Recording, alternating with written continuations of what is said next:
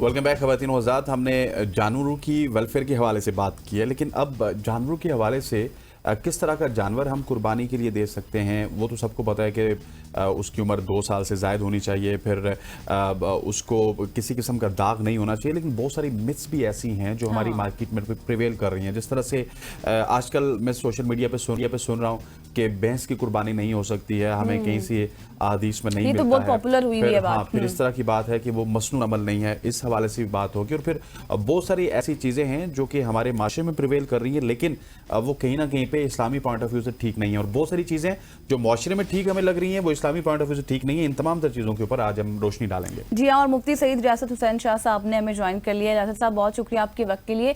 सबसे पहला हम यही करेंगे, जो एक हम देख रहे हैं सोशल मीडिया पर बातें चल रही हैं कि भैंस की कुर्बानी जायज़ है नहीं है, करनी चाहिए नहीं करनी चाहिए, क्योंकि इस वक्त सोशल मीडिया का आपको पता है रुझान इतना ज़्यादा है कि जो बात वहाँ पर चलती है वो पत्थर पर लकीर हो जाती है कि शायद ऐसा ही है। तो लोगों की ये क्लैरिफिकेशन लोगों को चाहिए कि असल में है क्या इस्लामी पॉइंट ऑफ व्यू का। अल्हम्दुलिल्लाह वस्सलातु वस्सलामु अला रसूलिल्लाह, अम्मा बाद। कुर्बानी के जो जानवर हैं अल्लाह ताला ने कुरान मजीद में उनका जिक्र किया है, और वो 4 किस्म के जानवर हैं। ये बात ज़हन नशीन कर लेनी चाहिए कि हर हलाल जानवर की कुर्बानी नहीं है। ऐसा नहीं है कि जो भी चीज़ हलाल है उसकी कुर्बानी कर ली जाए, बल्कि कुर्बानी के लिए मखसूस अक़साम के जानवर हैं, और कुरान ने उनका तज़किरा किया है, और वो 4 हैं। वो ऊँट है, वो गाय है, वो बकरा और छतरा है। इसका मुज़क्कर और मुअन्नस दोनों किस्म के इसमें शामिल हैं। इन जानवरों के अलावा बाकी जो हलाल चीज़ें हैं, कोई कहता है ज़ेबरा, कोई कहता है फ़लाँ चीज़ उसकी कुर्बानी हो सकती है या नहीं हो सकती, तो किसी जानवर का हलाल होना वो इस बात की अलामत नहीं है कि उसकी कुर्बानी हो सकती है। रही बात आपके सवाल के हवाले से कि क्या भैंस की कुर्बानी हो सकती है या नहीं हो सकती, तो ईद के मौका पर आम तौर पर यह कट्टा खुलता है कि क्या कट्टे की कुर्बानी हो सकती है या नहीं हो सकती। तो बिल्कुल इस हवाले से उलमा की मुख्तलिफ आरा सामने आती हैं, लेकिन जो जानवरों को जानने वाले और उनकी अक़साम को जानने वाले अहले इल्म हैं, वो भैंस को गाय ही की नस्ल शुमार करते हैं। भैंस को कोई अलग नस्ल शुमार नहीं किया जाता। तो अहले लुगत जितने भी हैं वो इस बात पे मुत्तफिक हैं कि भैंस गाय की नस्ल है। आप देखते हैं कि ऊँट की बहुत सारी अक़साम होती हैं, मुख्तलिफ अक़साम के हैं, घोड़े मुख्तलिफ अक़साम के होते हैं, और बाज़ तो ऐसे होते हैं कि देखने में बिल्कुल एक दूसरे के मुशाबे नहीं होते और बड़ा फ़र्क नज़र आता है।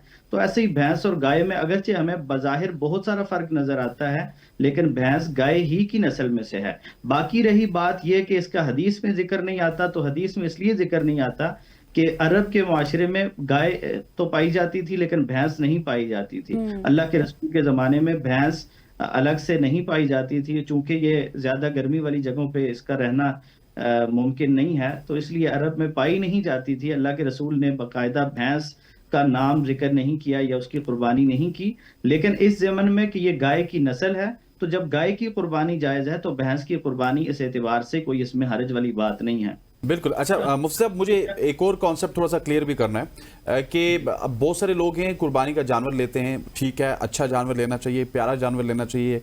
हदीस से भी ये बात साबित है कि आप बहुत अच्छा जानवर लें, लेकिन अगर आपने ये जानवर लिया है इसको सोशल मीडिया पे पोस्ट करने के लिए, दूसरों को इम्प्रेस करने के लिए, उसमें वो जो रियाकारी का एलिमेंट आ जाता है, इस हवाले से हमें कितना ज़्यादा इज्तनाब करना चाहिए?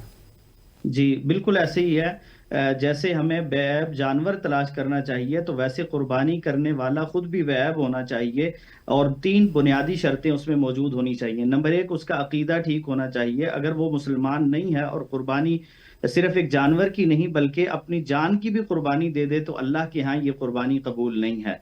दूसरी चीज़ कि जो जानवर वो खरीदने लगा है तो वो हलाल माल से उसने खरीदा हो। ये नहीं है कि किसी पे जुल्म करके, ज्यादती करके, धोखा दे के, नाजायज़ मुनाफा खोरी करके और ज़ख़ीरा अंदोज़ी करके और हलाल रास्तों को छोड़कर हराम का इंतखाब करके कोई सूद के ज़रिए, कोई रिश्वत के ज़रिए माल कमाया और उससे बेहतरीन किस्म का जानवर ख़रीद रहे हैं, तो इस जानवर की भी अल्लाह ताला को कोई ज़रूरत नहीं है और इसकी कुर्बानी भी किसी काम की नहीं है। और तीसरी बुनियादी शर्त जिसकी तरफ आपने इशारा किया वो ये है कि ये जानवर हमने अल्लाह के लिए ज़बह करना है। कुरान मजीद में अल्लाह रब्बुल आलमीन नबी करीम सल्लल्लाहु अलैहि वसल्लम से फरमाते हैं, कुल इन्ना सलाती, ए पैगम्बर आप कह दीजिए بے شک میری نماز و نسکی اور میری قربانی و محیای و مماتی اور میرا جینا اور مرنا للہ رب العالمین اللہ رب العالمین کے لیے ہے۔ تو اگر کوئی شخص اپنے جانور کی تصویریں بنا کے سوشل میڈیا پہ شیئر کر رہا ہے اور لوگوں کو دکھا رہا ہے کہ میں اتنا بڑا جانور ذبح کر رہا ہوں اور اللہ کے راستے میں قربان کر رہا ہوں، اور وہ دکھلاوے کا شکار ہو گیا ہے، تو ایسی عبادت اللہ کے ہاں قبول نہیں ہوتی۔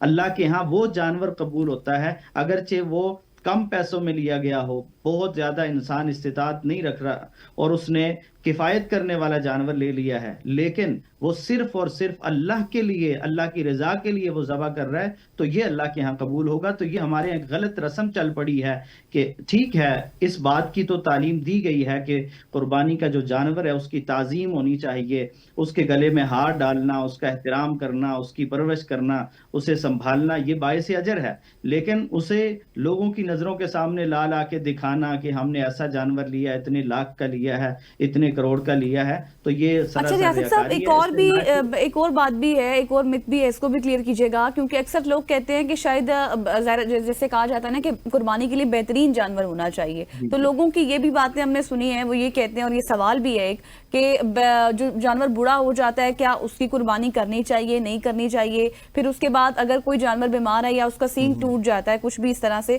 تو اس حوالے سے پھر کیا احکامات ہیں کہ پھر اس کی قربانی بھی نہیں ہوگی؟ جی، جن جانوروں کی قربانی ہو سکتی ہے ان میں سے بھی ہم نے بنیادی شرطیں دیکھنی ہیں۔ پہلی شرط تو یہ ہے کہ وہ جانور دو دانتہ ہو جائے، جب مسنہ ہو جائے گا۔ عام طور پر ہمارے ہاں لوگوں میں یہ نظریہ پایا جاتا ہے کہ جب 2 سال کا ہو جائے، ایسا نہیں ہے۔ عام طور پر یہ ہوتا ہے کہ گائے کا بچہ جب 2 سال کا ہوتا ہے وہ 2 دانتہ ہو جاتا ہے، اونٹ جب 5 سال کا ہوتا ہے تو 2 دانتہ ہوتا ہے۔ اصل ہم نے اس کی صفت کو دیکھنا ہے، عمر کو نہیں دیکھنا۔ تو جو 2 دانتہ ہو جائے، یعنی جس کے دودھ والے 2 دانت ٹوٹ جائیں، گر جائیں اور نئے دانت آنے کی وجہ سے، تو اس جانور کی قربانی کر سکتے ہیں۔ پھر اگر اس میں بھی کوئی عیب موجود ہے، مثال کے طور پہ وہ لنگڑا ہے یا وہ کانا ہے یا وہ بیمار ہے یا وہ ایسا بوڑھا ہو چکا ہے کہ بڑھاپے کی وجہ سے اب اس کی ہڈیوں کا گودا خشک ہو گیا اور اس کا گوشت اس طرح سے نہیں رہا، تو ایسے جانور کو قربان نہیں کر سکتے۔ اچھا، ایک چھوٹا سا پوائنٹ ہے وہ بھی یہیں پہ کلیئر کر دیجئے گا غزل کے سوال کے ساتھ ہی۔ وہ دوندے کی جو آپ نے بات کی، وہ بیسیکلی 2 سال اس کی عمر بھی ہوتی ہے، تو ایک طرف اگر اس کے دوسرے دانت نہیں نکلے اور 2 سال عمر پوری ہو چکی ہے تو اس کے حوالے سے کیا حکم ہے؟ ہمارے ہاں ایک رائے تو علماء کی یہ پائی جاتی ہے کہ اگر عمر پوری ہو گئی تو پھر بس اسے قربان کر دیں، بے شک اس کے دانت نہ بھی نکلے ہوں، لیکن جو صحیح بات ہے جو اللہ کے رسول صلی اللہ علیہ وسلم نے خود فرمائی ہے، لا تذبحوا الا مسنۃ، کہ 2 دانتہ ہی ذبح کرو، تو اس سے یہی پتہ چلتا ہے کہ اگر کسی کی عمر تو ہو گئی لیکن ابھی وہ 2 دانتہ نہیں، اس کو ذبح نہیں کر سکتے، تو صرف عمر کو نہیں دیکھا جائے گا بلکہ اس کی صفت کو دیکھا جائے گا۔ اور کوئی ہو سکتا ہے کہ 2 سال سے پہلے 2 دانتہ ہو جائے تو پھر بھی اسے قربان کیا جا سکتا ہے۔ اوکے، صحیح ہو گیا۔ اچھا ریاست صاحب مجھے یہ بھی بتائیے گا کہ اکثر یہ ہوتا ہے کہ ظاہر 7 حصے ہوتے ہیں اور یہ کہا جاتا ہے کہ جس کا حصہ ہے وہ تو جانور کے اوپر ہاتھ لگائے گا، یا پھر جب جن کے بھی حصے ہیں 7 لوگ ہیں تو 7 لوگ چھری کے اوپر ہاتھ لگائیں گے، تو اس حوالے سے بھی تھوڑا سا کانسیپٹ کلیئر کیجیے گا۔ اس حوالے سے گزارش یہ ہے کہ ویسے افضل تو یہی ہے کہ جو آدمی قربانی کر رہا ہے وہ اپنے ہاتھ سے ذبح کرے، لیکن جب اس میں 7 لوگ شریک ہیں تو 7 بندے تو ذبح نہیں کر سکتے، اور حکم ہمیں اس بات کا ہے، شریعت یہ کہتی ہے وَإِذَا ذَبَحْتُمْ فَأَحْسِنُوا الذِّبْحَةَ، کہ جب ذبح کرو تو اچھے طریقے سے ذبح کرو، جانور کا تکلیف نہ پہنچے۔ تو جانور کو تکلیف سے بچانے کے لیے ان 7 میں سے کوئی ایک ذبح کر دے گا تو یہ اس کی طرف سے کافی ہے۔ باقیوں کی طرف سے یہ جو ہمارے ہاں ہر ایک چھری کے اوپر ہاتھ رکھتا ہے تو اس سے جانور کی تکلیف بڑھتی ہے، اس کام سے بچنا چاہیے، بلکہ ان 7 میں سے کسی ایک کی ذمہ داری لگا لیں، جو ذبح کرنے کے معاملات کو جانتا ہے وہ ذبح کر دے، اور باقی اس کے پاس موجود ہیں یا اگر موجود نہیں بھی ہیں کسی وجہ سے تو قربانی ہو جاتی ہے، اس میں کوئی حرج نہیں ہے۔ لیکن یہ طریقہ کہ ہر ایک نے الگ الگ چھری پہ ہاتھ رکھنا ہے، یہ مناسب طریقہ اس لیے نہیں ہے کہ اس سے جانور کی تکلیف میں اضافہ ہوتا ہے، اور شریعت نے حکم دیا ہے کہ اس کو جلدی سے جلدی ذبح کرو اور تکلیف سے بچاؤ۔ ٹھیک۔ اچھا مفتی صاحب مجھے یہ بھی بتائیے گا کہ ہم گلی محلوں میں دیکھتے ہیں چھوٹے چھوٹے بچے جن کو جانوروں کا شوق بڑا ہوتا ہے، لیکن ہم اکثر اوقات یہ دیکھتے ہیں کہ وہ جانور جو عید کے لیے آیا ہوتا ہے وہ بیچارہ بڑا ذلیل و خوار ہو رہا ہوتا ہے گلیوں میں، ایک چھوٹا سا بچہ اس کو ادھر گھما رہا ہے ادھر گھما رہا ہے ادھر گھما رہا ہے، اس کو کھینچ رہا ہے، اور کہیں نہ کہیں پہ اس کو ریس بھی لگائی ہوتی ہے، اور کہیں نہ کہیں اوپر بیٹھ کے پکچرز دینا، تکلیف پہنچائی جاتی ہے۔ از اٹ گڈ کر لینا چاہیے یا پھر یہ بہت ممانت ہے اس کی؟ देखिए, जिस बंदे के पास संभालने के इंतजामात मौजूद हैं और वो कुछ दिन पहले कुर्बानी का जानवर लेके घर में संभालता है, उसकी खिदमत करता है, तो अच्छी बात है। लेकिन ये बच्चों का खेल नहीं है कि बच्चों के हाथ में उसकी रस्सी पकड़ा दें और फिर वो जहां मर्जी लेके जाएं। इससे जानवर को भी तकलीफ पहुंचती है और गुजरने वाले लोगों को भी तकलीफ पहुंचती है और अहले मोहल्ला को भी और उस रास्ते पे आने जाने वालों को भी तकलीफ पहुंचती है। और कई ऐसे वाकयात हमारे सामने हैं कि ये जानवर फिर एक्सीडेंट का बायस बनते हैं और लोगों की जानों तक के साथ खेला जाता है। तो इन चीजों से बचना चाहिए। आप जानवर को संभाल सकते हैं तो अपने घर में ले आइए बर वक्त, उसकी खिदमत कीजिए, उसे बांधिए अपने घर में और घर में ही उसकी हिफाजत करें। और अगर कहीं पे ऐसा मुमकिन है कि उसकी खिदमत नहीं हो सकती, बच्चे उसको लेके निकलते हैं और नुकसान करते हैं अपना भी और जानवर का भी और लोगों का भी, तो फिर ये चीज कतई दुरुस्त नहीं है। लोगों को तकलीफ से बचाना ये फर्ज और लाजिम अमर है।